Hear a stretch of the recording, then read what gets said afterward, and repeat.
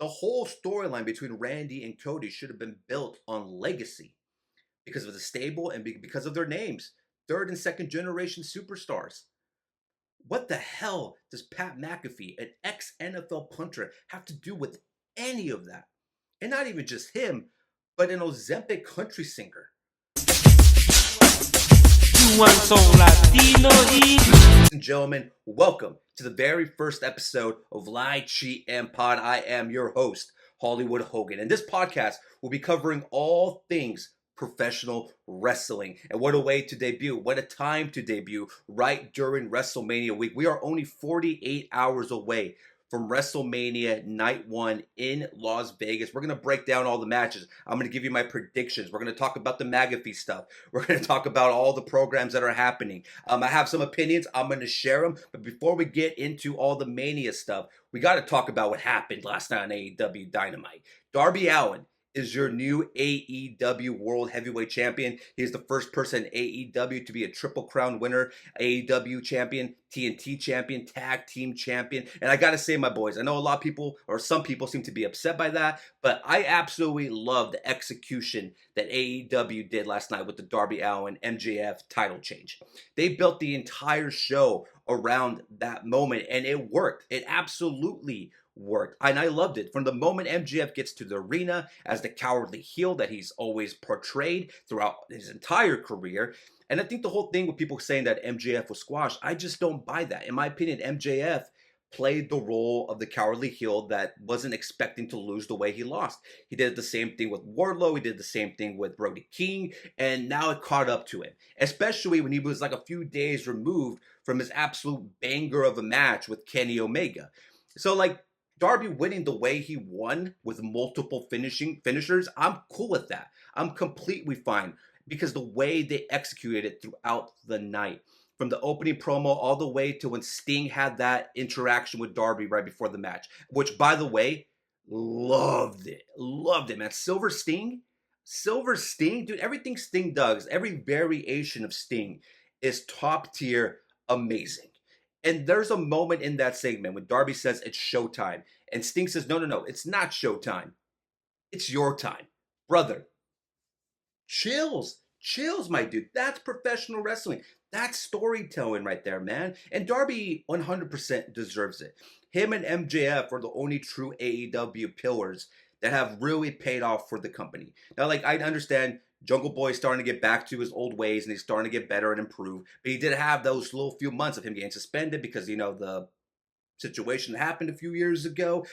Sammy Guevara is not even a name anymore. He's not a true player in AEW. That guy's stock has been absolutely dead for a minute now.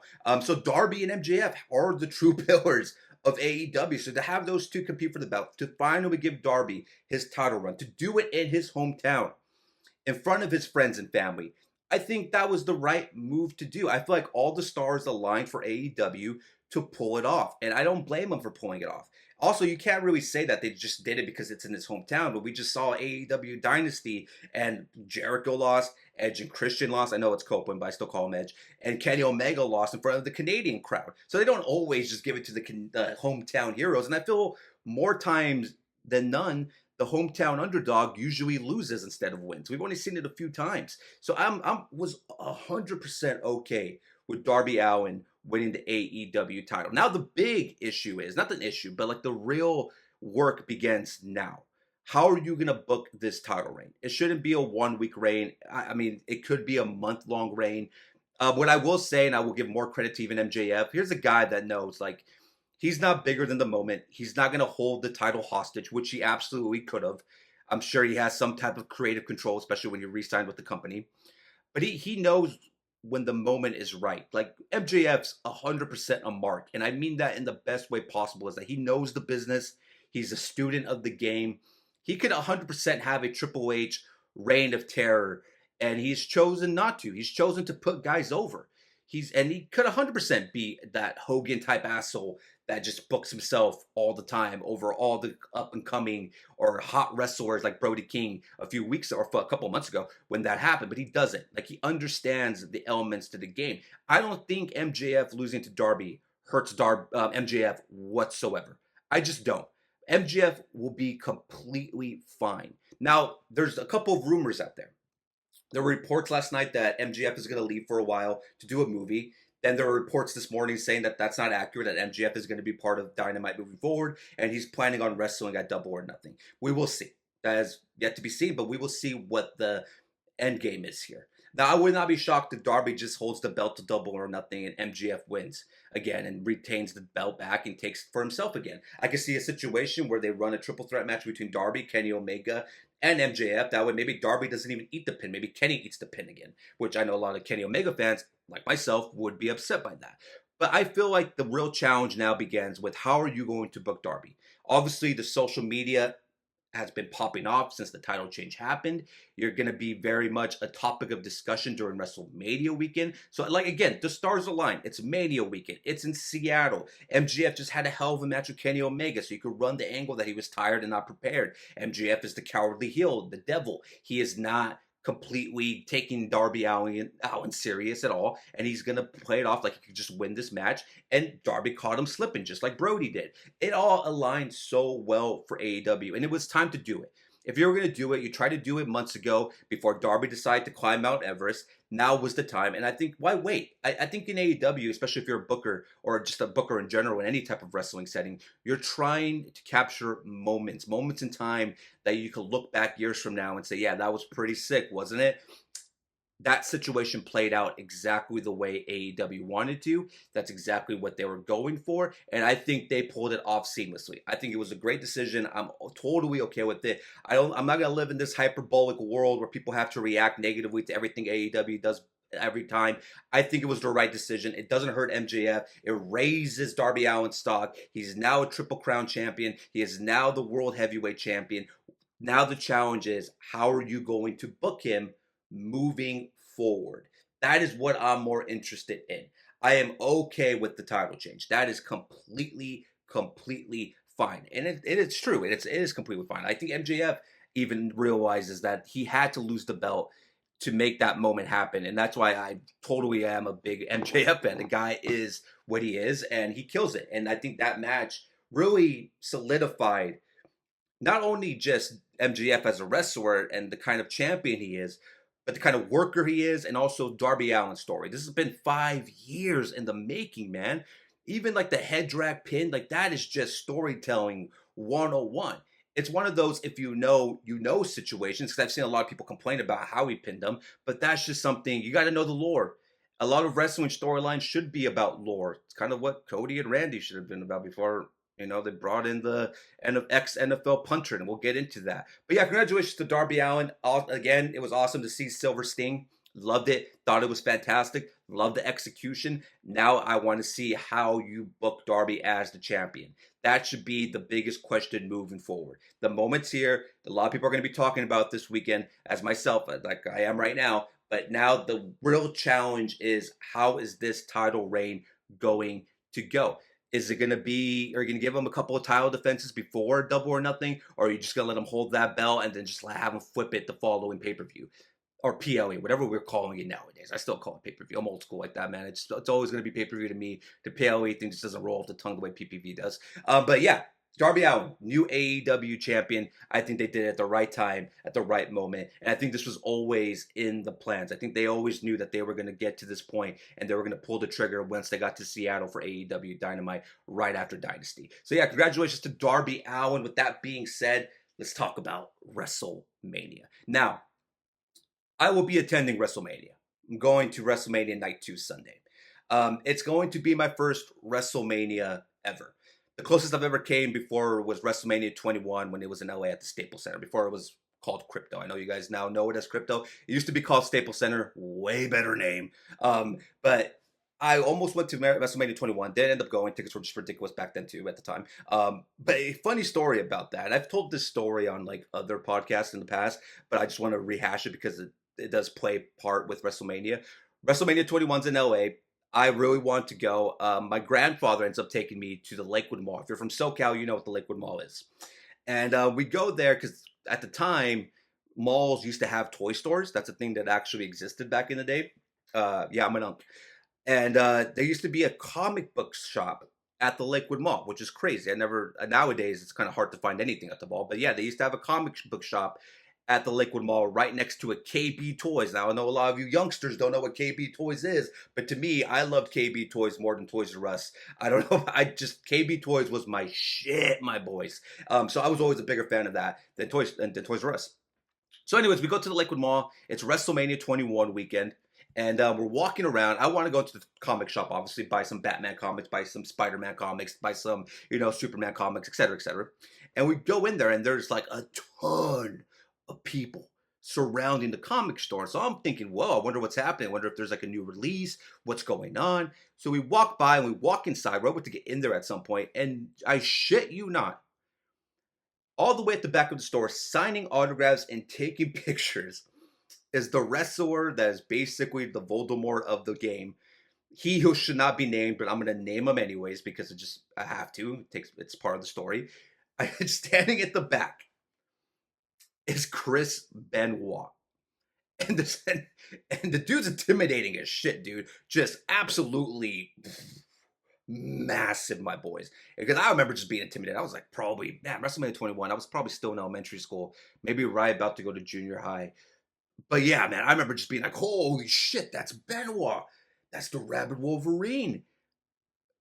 I mean, thank God I didn't wait in line and get that autograph or take a picture with the dude, because that picture would have aged terribly. So, but yeah, so just out of nowhere, I've met like only a couple of like big wrestlers. Benoit is one of them, unfortunately, and I met him during WrestleMania 21 weekend at the freaking Lakewood Mall, my boys. But anyways, that was the only other time I thought about going. That was the only time I got close to going to WrestleMania 21 or to any WrestleMania in general. So this is the first year ever that I will be attending the show. I'm excited. I'm very, very hyped. And the more I say that to myself, because I asked myself before I started recording, would I be excited for Mania if I wasn't going to be there? And honestly, the answer to that question is I would not be excited for night one whatsoever. The inclusion of McAfee and the inclusion of Joey Roll to the Randy Cody story program title match, it's dog shit. I know a lot of people have said it, and I'm just going to repeat what a lot of people have been saying online and other podcasts. This is some WCW 2000 ass booking. It's not something that anybody wanted. It's not the program that needed this. Look, celebrity inclusion in wrestling has gone hand to hand. It's been happening for decades. Since Cyndi Lauper, since Mr. T, like, I get that. I understand the significance of celebrities being part of the business and being part of, especially WrestleMania, which is the Super Bowl of professional wrestling. But there's a way to do it, and there's a way not to do it. And the way they have included McAfee has just been dog shit and absolutely terrible. You have turned Randy Orton to a side character in a match where he could possibly become a 15-time champion against a guy that he has years of storyline to work with. The whole storyline between Randy and Cody should have been built on legacy because of the stable and because of their names. Third and second generation superstars. What the hell does Pat McAfee, an ex-NFL punter, have to do with any of that? And not even just him, but an Ozempic country singer. What the hell does that have to do? Hey, look, I understand that Backlash is doing the tag team match. Let's get crazy. Let's just call up DDP and David Archuleta and just put them in the match. Hell, let's call up Karl Malone. I know that scumbag ain't doing anything with his life nowadays. I mean, Rodman's going to be in Vegas. Let's just stick him with Kevin Nash. Like, what are we doing? They have so much story to tell between the two of them, between Randy and Cody. But now we're going to get a WrestleMania Night 1 ending where Joey Roll and McAfee are going to go at it to set up a Backlash tag team match? Are we really going to devalue the World Heavyweight title like that? It's absolutely stupid and just awful booking. And I can't really blame Triple H for this because this is clearly not his call. This is clearly a TKO call. TKO is just so bad. And they don't seem to understand neither business that they own, which is the UFC and WWE. They just don't get it. They think celebrity interaction, celebrity inclusion is the way to go. And I very much disagree with that. You could have your celeb like moments. That's fine. I mean, this is the same company that had gave Snooki a match at WrestleMania at one point. But guess what? It wasn't the main event. It wasn't the main title picture. Floyd Mayweather wrestled the Big Show, but it wasn't for the World Heavyweight title. What are we doing? And the thing that angers me the most about McAfee is that, brother, his explanation doesn't even make sense. Oh, ticket sales are bad. You think that's going to make it better? Oh, Randy's going to fix wrestling. What's there to fix? You still have not really explained anything. And I know today on social media, he was pretty much saying like, oh, well, Randy's going to fix wrestling on Saturday and Roman's going to fix it on Sunday. So now, mind you, he's been dog shedding on the Sunday card and dog shedding on the main event picture, but now he's giving Roman Reigns the rub. Like, what is McAfee's inclusion in this? And I know it's because of Ari, and Ari used to be his agent. For whatever stupid reason, Ari thinks he's the next Sylvester Stallone. He's not. He's not. What are we doing? What are we doing here? You want McAfee to face off Jerry? Well, cool. Put it as the opener of WrestleMania. Why do we have to sit there and watch it as the main event? I've reached the point where I'm not even looking forward to Cody and Randy anymore. My main matches for the first night, for Saturday night, are Gunther Seth, which I think they're going to steal the show. I think that's going to be one of the best matches of the weekend. Mark my words, when we do the review next week of WrestleMania, my number one match might most likely be Gunther versus Seth. I think they're going to go ham, my boys. I really do. I am really looking forward to the match. It does not make sense from a creative program standpoint, but what Gunther said last Monday made complete sense, and it sold me completely. Gunther wants to face the best. He is tired of retiring people. He just wants to wrestle the best that this company has to deliver. He made it very clear that Seth has been avoiding him, even when he had the belt. So I love that. These guys just want to grab. So let them grab, and it's going to be a banger. I'm more looking forward to Liv versus Stephanie, especially the things that happened these last few weeks. Like, Liv Stephanie has been the best booked women's program of the entire Mania card. They have done such a good job making it personal, making it feel personal. They have been stiff as hell, though. Let me say, their back and forths have been very, very stiff. Makes me a little bit worried for the overall match, but I think they're still going to deliver something really good. I'm very much looking forward to that match. And I think even Fatu Drew might go more ham than Randy Cody, because we know Drew's going to leave for a while because he's going to do the Homelander sequel, or not sequel, I think it's just the Homelander reboot. So Drew's going to be gone for a while. So you know Fatu is going to do some crazy shit. And Drew might do some crazy because Drew's down for that stuff. We all saw the Hell in a Cell match with CM Punk. So those two are going to go absolutely crazy. And like, I look at the other matches, and then there's Cody Randy with, obviously, Joey World's going to be in Cody's corner, and ex-NFL retired puncher is going to be in Randy's. And I just don't get it, man. I hate that for the two of them. I hate that for Cody, because this is now, the third year in a row that somebody pretty much forces themselves into his WrestleMania program. If he is QB1, as Triple H has mentioned him many times, and I believe he is as well, why can't he just have his own thing? Why do you feel the need to shoehorn people that don't even make sense to the overall program? I mean, 3 years ago, we ended WrestleMania Night 1 and Night 2 with some inclusion of The Rock. Last year, we ended WrestleMania Night 2 with Travis Scott celebrating with John Cena. And this year, we're most likely going to end WrestleMania Night 1 with either McAfee celebrating with Randy or Joey Roll celebrating with Cody. Have we lost the plot? What happened to the game I love? That's just not acceptable. So that's what I mean. As a fan, since I'm going, I'm excited. I'm excited to be in Vegas. I'm excited to go to the show. But if I was watching it at home, my dude, my hype level for night 1 is at an all-time low. I just don't understand it. And now you have the Wrestling Observer coming out tonight, or yesterday, or this morning actually, saying that Randy Orton is hurting going into WrestleMania. Now, I don't know what hurting means. Is it mentally? Is it physically? Is it spiritually? I'm assuming it's physically. And that's a shame, because that's going to devalue or not give us the match that we really want. Like, somebody posted a very funny clip of like when Bret Hart made Hogan go into the ring and take on Yokozuna and win the belt. People are like, that's going to be Randy and McAfee. So tell McAfee to go pin Cody. I don't know what to expect, man. I don't know what to expect from TKO. Clearly, Hunter can't book the show the way he wants to. I feel like Hunter has been using Cody and CM Punk to voice their frustrations, or voice even his frustrations with TKO. I 100% get that. But yeah, man, I don't know, dude. Night one just seems like a scam at this point. But let's get into it. Let's get into the predictions of night one, then we'll get into it for night two. The six-man tag with the Usos, LA Knight versus Logan Paul, Austin Theory, and I Show Speed. I think that match will be entertaining. I think I Show Speed's going to do something crazy athletic. For a streamer, this dude is uber talented. See, that to me is how you use celebrities. I'm okay with that. I think LA Knight deserves better, but I'm okay with using a big time streamer like I Show Speed and a YouTuber like Logan Paul, who's basically now just a full time wrestler. But I'm okay using those guys in a 6-man tag at WrestleMania. That makes sense to me. As for the winner, I'm pretty sure the Usos and LA Knight pick it up. I think they get the dub. I think I Show Speed is going to eventually turn on the Vision. I mean, are we even calling him the Vision at this point? The Vision's just dead at this point, man.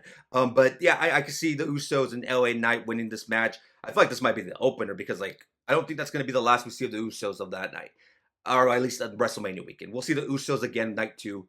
I think they get the win. You're not going to want them to show up night two with the loss, so I feel like they might pick up the W there. McIntyre Fatu, as I said, I feel like Fatu is going to win.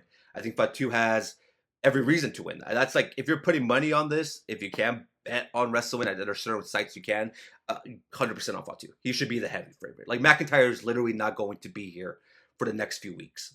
Maybe the next few months. However long it's going to take him to film the Homelander movie, I don't know. But Fatu's going to pick up the dub. I expect an absolutely crazy spot fest during this match, but I think it's going to be very entertaining. I think Fatu, I don't even think, I know Fatu's going to win the match. The Fatal 4-Way Women's Tag Team Championship match. I want to say the Bellas are going to win it. Obviously, Nikki is nursing that ankle injury that she sustained a few weeks ago. I'm going to go with... I think the Bellas win. I think the Bellas do pick up the W there. I think they win the tag titles. I'll throw a prediction out there. I don't know if it happens, but I'm going to throw this out there. I think Charlotte turns on Liv. Not Liv. I think Charlotte turns on Alexa. My bad. Wrong blonde. But I think Charlotte turns on Alexa. I think that's going to be the moment during that match that everybody kind of gasp. I think that's what's going to be the payoff there, is that we're going to see Charlotte Flair turn on Alexa Bliss, break them apart, and start their program against each other. And then the Bella Twins win the tag team titles. I mean, they brought them back for a reason. I think it's for this moment specifically. So yeah, I think the Bellas win that match. AJ Lee, Becky Lynch. Now, I felt like this match deserved some type of stipulation. An Iron Women's match, a TLC match, a 2 out of 3 Falls match, because we've already seen them go one-on-one at SummerSlam. And now, obviously, it's for the IC belt. AJ Lee being a part-timer leans me to pick Becky. I think Becky gets the dub, especially since AJ won the first one. I think Becky gets her scraps back, gets the belt back. I think that match could be a banger of a match as well. I think I'm even more excited for that match than now I am Randy and Cody. So yeah, I think Becky Lynch wins it. I just wish there was a stip. I think that match deserved a little bit of a stipulation, just to give it a little bit more sauce, a little bit more ziti, a little bit more spice to it. So yeah, I think that match needed that, but clearly, that's not the direction they wanted to go to, but I still think Becky Lynch is going to pick up the W. Gunther Seth. Now, this one is hard to predict. Seth just came back. Gunther is coming off of retiring 2 legends in John Cena and AJ Styles. I think it's going to steal the show. I think it's going to be one of the best matches, if not the best match of the entire weekend. I'm going to go with Gunther. I say Gunther wins because Braun Breaker returns, spears Seth Rollins out of whatever insanely ugly outfit he's wearing at WrestleMania, and Gunther picks up the dub, and now we're starting to plant the seeds of, hey, Gunther might be the one to retire Brock Lesnar. We'll get to that in a bit when we talk about Obo Lesnar, but yeah, I think Gunther wins because Braun makes his long-anticipated return and just spears the living dog shit out of Seth Rollins. So that's my pick for that match. Liv Stephanie. I don't know, man. I'm 50-50 about that too. I think Liv wins. I think Liv brings the title back to Judgment Day. But part of me could see a world where Roxanne and Raquel turn on Liv and Stephanie retains the belt. I could see that being Roxanne's moment and being like, we're kicking Liv out.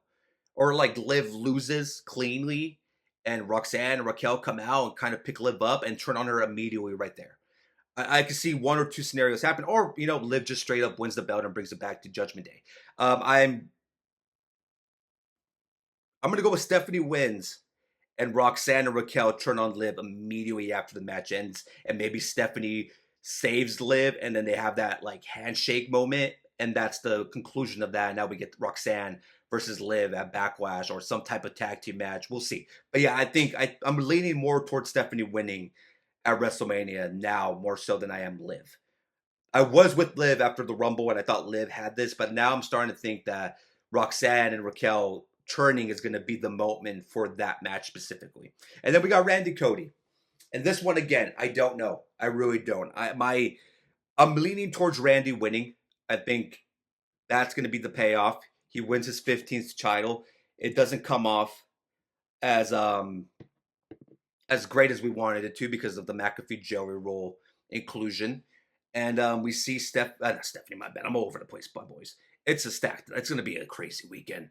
I have been resting all week preparing for this weekend, man. It's going to be, by the way, I am going to vlog the entire experience and let you guys see it for yourselves how much fun we're going to have at Mania. But yeah, I think Randy, I can also see this ending in disqualification.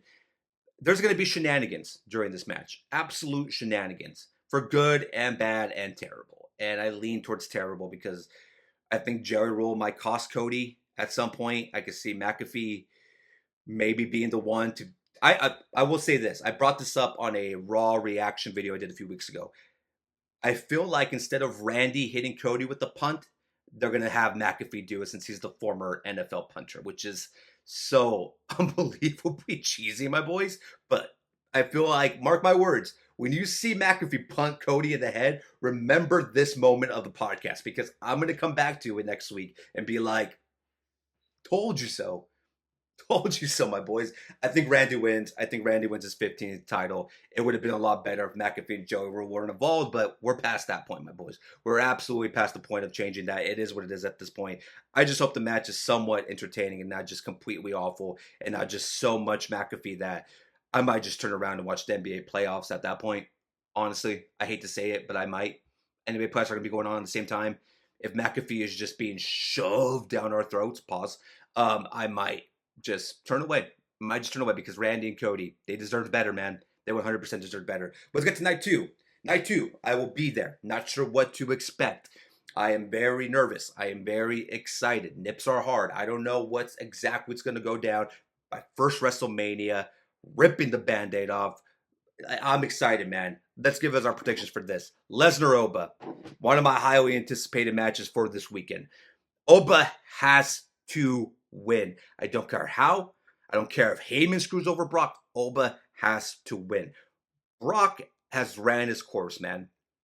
I'm not even 100% I'm cool with even Brock being here, to be honest, with all the stuff with Vince McMahon and different topic for a different day, my boys. Oba has to win. This is your guy. He is the next big thing. He is super freaking over. Everybody loves his entrance. Everybody loves his movesets. He's him. Oba is him. Oba Femi should defeat Brock. I don't know if it should be a squash, but the overall outcome should be Oba conquering Brock. Again, don't care how you do it. Just do it.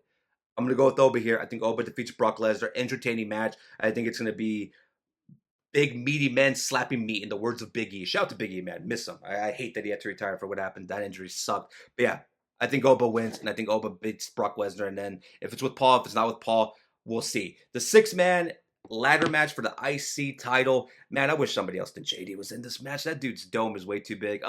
Ray also being in this match is just like, dude, Ray, you're too injured to face Gunther, but you're 100% okay for a 6-man ladder match with guys like Javon Evans who are going to do absolutely something crazy, and somebody like Dragon Lee who's going to do something absolutely crazy, and Penta is probably going to hit something absolutely nuts during this match as well. Rusev, to me, is the real sleeper in this match because I think Rusev could hit some shit that's going to make people pop like crazy. This one's hard to predict as well, and I think I will say this. Javon Evans should win. This should be the WrestleMania that you make new stars and you put these youngsters who are ready to take the mantle, like an Oba Femi who's going to beat Brock. Give it to Javon Evans. Let him do something absolutely insane. Don't just let him make a spot. Just don't use him for the spot. Give him the belt. Strap that boy up. He deserves it, man. He is so uberly talented that he 100% deserves to be IC champion. Let him run with it. He doesn't have to, like, he is him. He is entertaining. He is charismatic. One of the best young up and coming talents in the game. Strap him up. The boy deserves it. He's that good. I am such a big Evans fan. Like, if you want to build like new superstars that are up and coming, my stock is high, dude. Evans' stock is all the way through the roof right now. I would give it to Evans. If you're not going to give it to Evans, just keep it on Penta. That's my opinion. If Evans is not your guy, then just keep the belt on Penta. That's all I will say. I think Evans should win it, though. I think Evans should be the guy to win that match. Sammy versus Trick Williams. It's a damn shame what has happened with Sami Zayn, man. The way Sami Zayn has been booked, he's one of those guys that I feel like a change of scenery would do him wonders. Remember last year after WrestleMania when all the rumors were saying that it might be a year-long build of Sami Zayn, the underdog story coming to life and him winning the world title? Remember when we were talking about that? And now he's getting booed like crazy because they literally just forced the United States title on him. When in all honesty, if you wanted Trick Williams to have a WrestleMania match, just do Trick Williams versus Carmelo Hayes. We've seen it at NXT. If you know, you know. If you don't know, you can rehash it and recap it to the fans that don't watch NXT. Those two guys are uber talented. Trick versus Carmelo, that's like something that would bring prestige to the United States title. Instead, you force Sammy in there, and now Sammy's being booed like nonstop. Even his promo last week to be like, yo, I don't even know what I did. I wanted a WrestleMania match. I was booked to beat Carmelo. I won my belt. And now I have this match with Trick Williams. And like the little yachty stuff, again, I don't care. Don't care. Trick doesn't need that. Trick is so freaking good and uber talented and just charismatic, and like he carries himself with the superstar ego, which he is. He's a superstar in the making. And obviously Trick Williams has to win this match. You have Sammy win this, you're doing such a disservice to Sammy. You're doing a disservice to Trick Williams. You already did the disservice to Carmelo. Carmelo should have had a WrestleMania match. I want to say this is the second year in a row Carmelo's left off the Mania card. Carmelo's too good to not be on Mania, man. What are we doing? Like, you could have made this a triple threat match, and this would have gone so much better. It would have gone over better with the fans and the general public. Like, that would have been a banger of a match. I expect Trick Williams to pin Sami Zayn, and I expect it might be even a double turn. It might end up being a double turn here. And I don't even think they have to do anything crazy to do the double turn. It might just be the fans that just do it themselves. I fully expect Trick Williams to be cheered loud on Sunday night. Like, I feel like the crowd, 99% of the crowd is going to be on team Trick Williams instead of Sami Zayn, which just sucks for Sami, man. Sammy didn't deserve that, and I feel like you could have booked him better. He should have been booked better. You just kind of played this underdog story for so long. It just hasn't really, it really hasn't had a payoff. Jade versus Rhea. Now, this program, I feel like, has just been pretty dog shit. I expected better. I feel like the social media interaction right after the Rumble really didn't do them any favors. I think it slowed it down more than anything. I don't understand Jade Cargill's stable with Michin and BFAB. I think that was not necessary whatsoever. I know they're trying to do the numbers game because Rhea had Io Sky. By the way, Io Sky not having a WrestleMania match is absurd as well. This match is either going to be really good or really bad. There's no in between.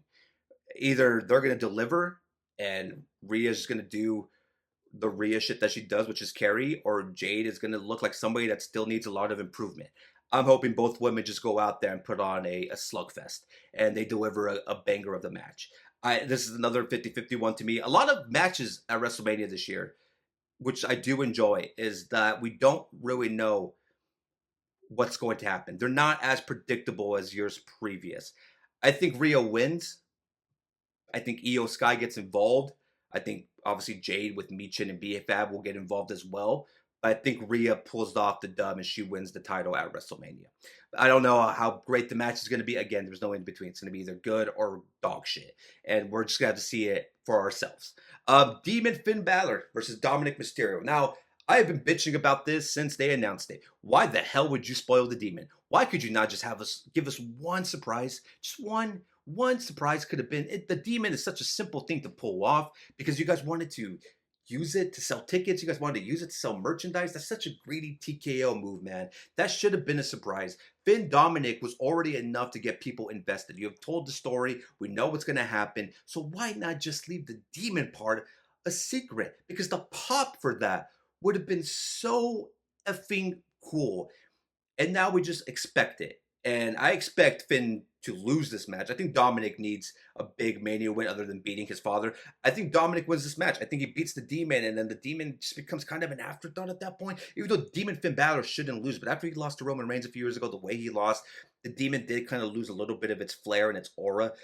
Dominic, I think, could possibly win this match and go over. Especially Finn. Finn at his age right now, I don't think he'll have a problem putting Dominic over because Dominic's obviously the future and Finn is not going towards the end of his career, but we're nearing the backside of his prime more so than we're entering it. So I think Dominic wins this match. I just wish they didn't spoil the Demon. It just made no sense to do so. Nobody needed to know that. The pop would have just been worth holding it a surprise. The pop would have been worth not selling the shirts you sold or the videos you made. I just think you could have just held it off for a little bit longer, or maybe even just announced it as I don't know.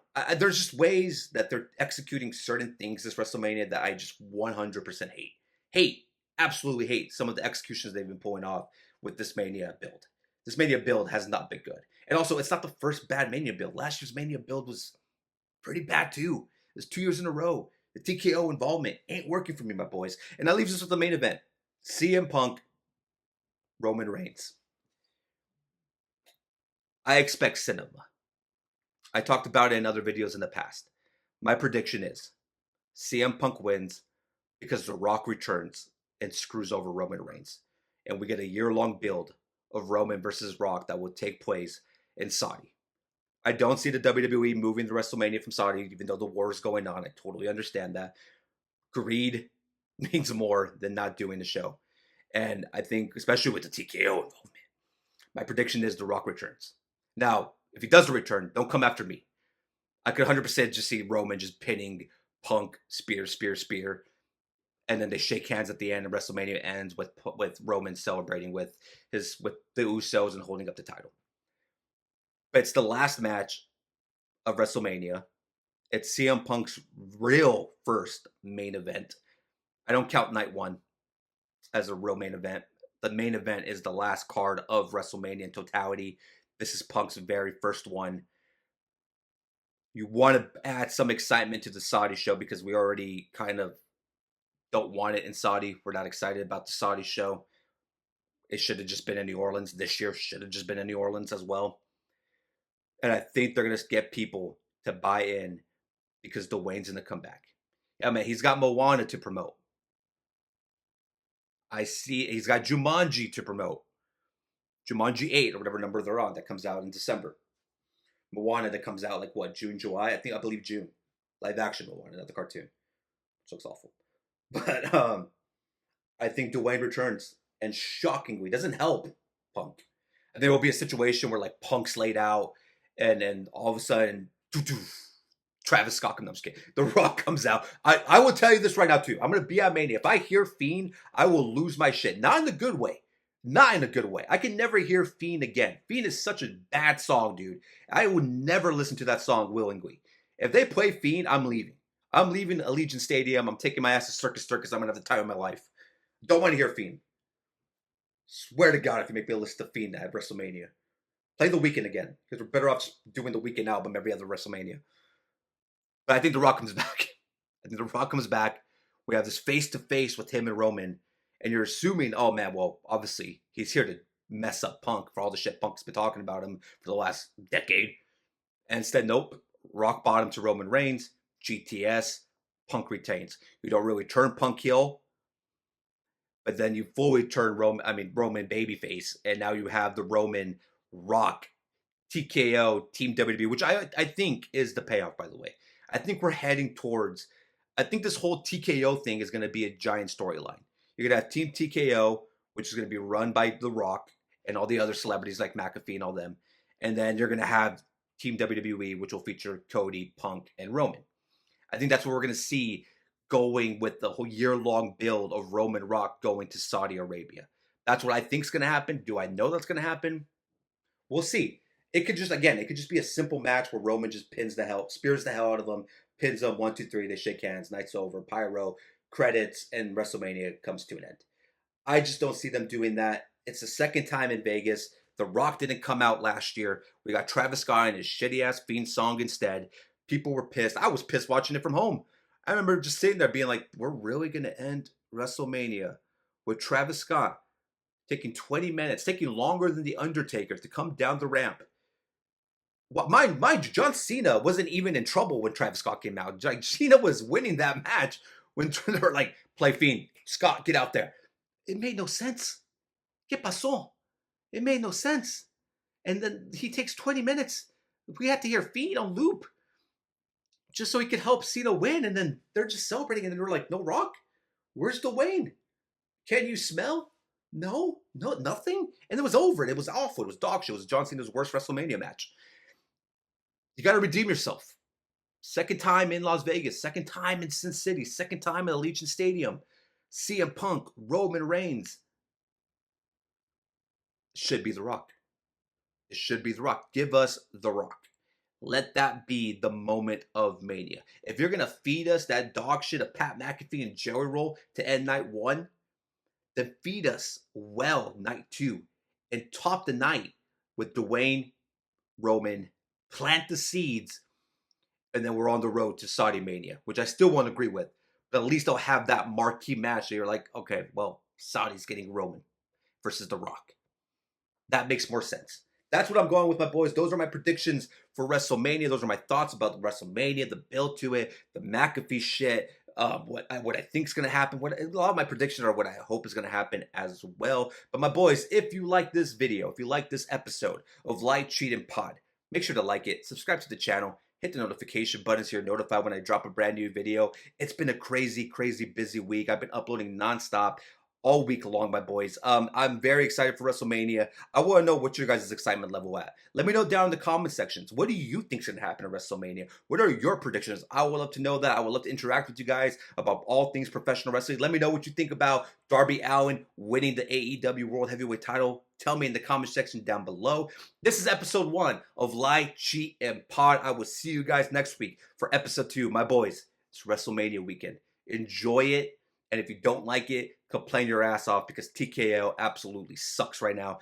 Screw McAfee. Orton and Cody deserve better. I will see you guys next week. And hopefully we're talking about The Rock and Roman. Hopefully that's our discussion at the very next episode of Lie, Cheat, and Pod. Too sweet.